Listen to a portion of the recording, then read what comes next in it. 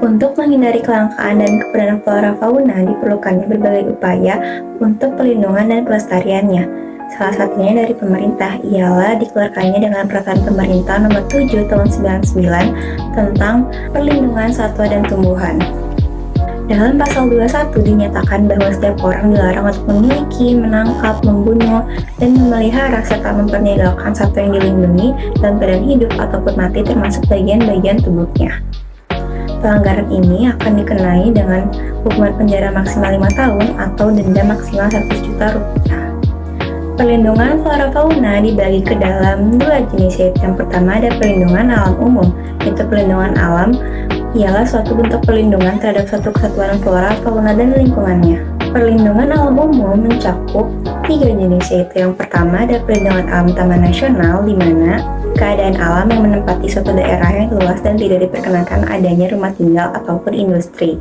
Contohnya Taman Safari atau Waikambas di Lampung. Lalu yang kedua ada perlindungan alam ketat, merupakan perlindungan terhadap keadaan alam yang dibiarkan tanpa adanya campur tangan manusia kecuali dipandang perlu. Contohnya untuk penelitian ataupun kepentingan ilmiah. Misalnya perlindungan badak bercula 1 di ujung kulon.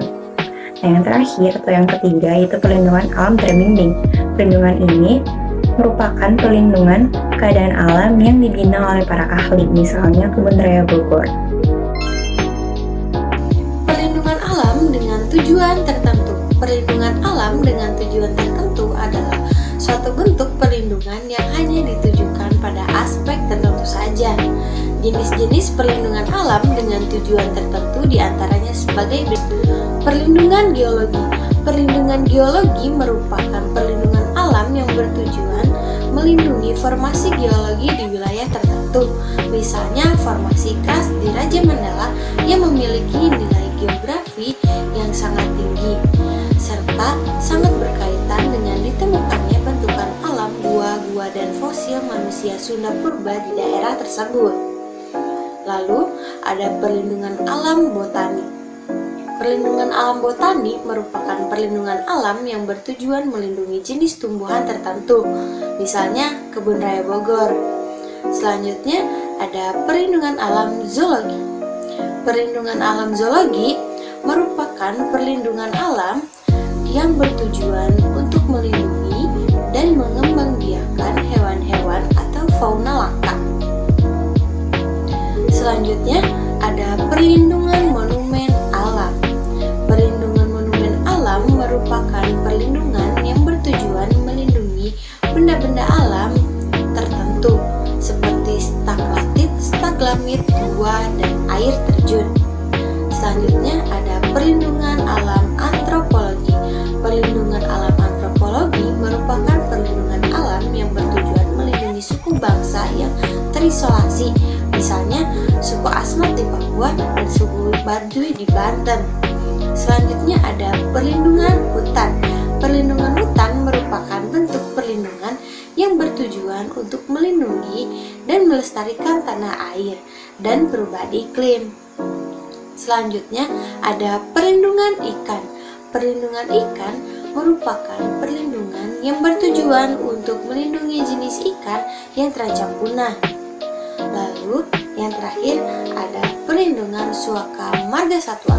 Perlindungan suaka marga satwa merupakan perlindungan yang bertujuan melindungi hewan-hewan yang terancam punah seperti badak, gajah, dan harimau Sumatera. Nah, ada beberapa faktor penyebab berkurangnya flora fauna di Indonesia. Antara lain adalah ikut andil manusia. Banyak flora dan fauna diburu untuk tujuan tertentu, seperti untuk obat, perhiasan, kesenangan, makanan, dan lain sebagainya. Dan juga ada perusakan habitat flora dan fauna, misalnya seperti dijadikan perumahan, lahan industri, dan pertanian. Nah, ada beberapa usaha yang dapat kita lakukan. Yang pertama adalah membuat tempat perlindungan bagi flora dan fauna agar kelestariannya terjaga dan tidak terganggu. Yang kedua adalah membangun pusat rehabilitasi atau penangkaran.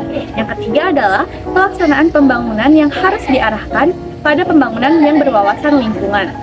Yang keempat adalah melakukan usaha pelestarian hutan. Yang kelima adalah melakukan usaha pelestarian hewan seperti melindungi hewan dari perburuan liar dan mengawasi penjualan atau pengeluaran hewan ke luar negeri secara ilegal. Dan yang terakhir adalah melakukan usaha pelestarian biota perairan.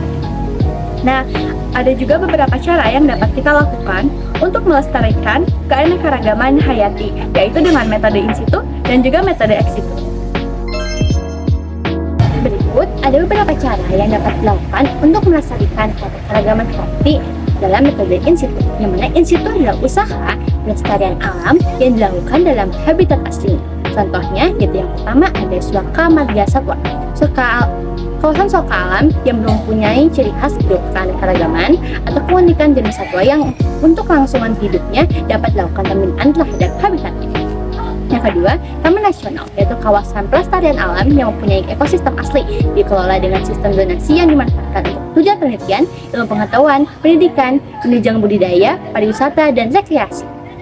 Lalu yang ketiga, yaitu adalah cagar alam, yaitu kawasan suaka alam yang karena keadaan alamnya mempunyai kekhasan tumbuhan, satwa, dan ekosistemnya atau ekosistem tertentu yang perlu dilindungi dan perkembangannya berlangsung secara alami.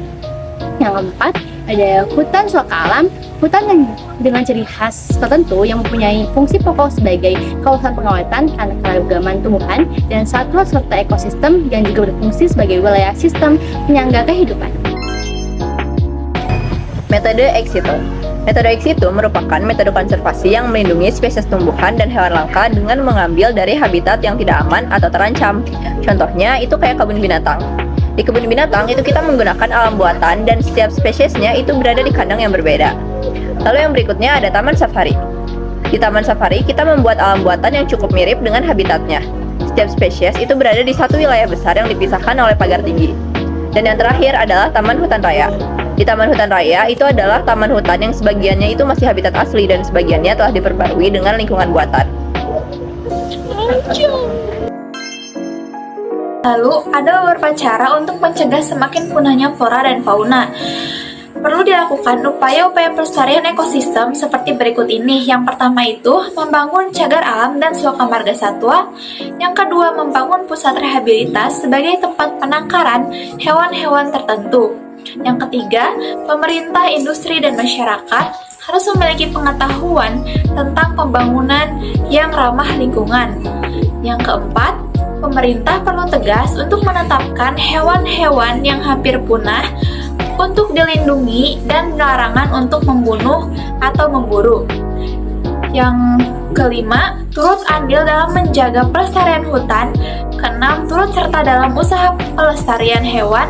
Yang ketujuh, ikut melestarikan biota laut.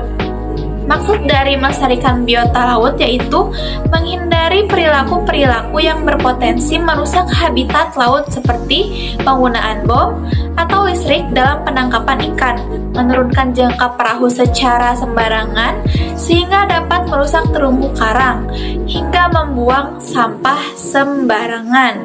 Dan jika hal ini tidak diperhatikan, maka beberapa hal ini dapat mengancam kelangsungan hidup para biota laut. Saat ini, ada lebih dari 170 konservasi laut yang tersebar dari Sabang sampai Merauke. Manfaat ekonominya nyata, karena sebagian besar kegiatan wisata bahari terjadi di dalam konservasi laut, seperti di Wakatobi dan juga Raja Ampat.